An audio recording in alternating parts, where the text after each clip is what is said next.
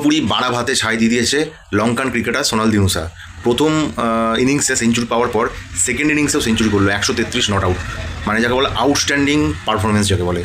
ভারত যদি এই ম্যাচটা ড্র করেছে, মানে ড্র হয়েছে, জেতা ম্যাচ অ্যাকচুয়ালি ভারতের যে ম্যাচটা ড্র হলো তার কিন্তু সিংহভাগ কৃতিত্ব কিন্তু এই সোনাল দিনুসার।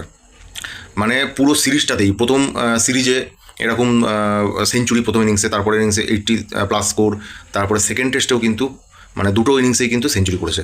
তো এখন মানে সম্ভবত ভারতের চাপ হয়ে গেল WTC ফাইনালে যে ইকুয়েশন, সেই ইকুয়েশনের জন্য। তার কারণ হচ্ছে ভারত কিন্তু আর 7টা ম্যাচ হাতে আছে, দুটো নিউজিল্যান্ডের সঙ্গে আর 5টা হচ্ছে অস্ট্রেলিয়ার সঙ্গে।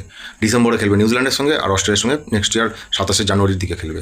তো এই মানে 7টা টেস্ট বাকি আছে, তার মধ্যে মানে যে করে হোক ভারতকে 6টা জিততেই হবে, তবেই কিন্তু মানে ভারত এই জিনিসটা কোয়ালিফাই করতে পারবে WTC ফাইনালে।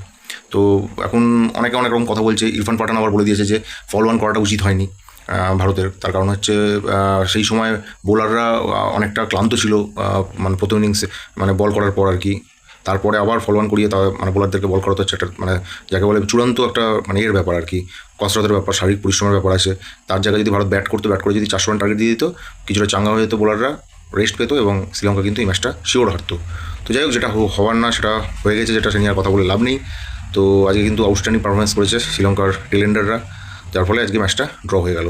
সিরিজটা হয়তো ভারত জিতলো, কিন্তু WTC ফাইনালের দিকে কিন্তু তাকিয়ে নেক্সট যে ম্যাচগুলো আছে সেগুলো সব কটা জিততে হবে। তো কী মনে হয়, ভারত কি পারবো জিততে? কমেন্ট করে জানাও।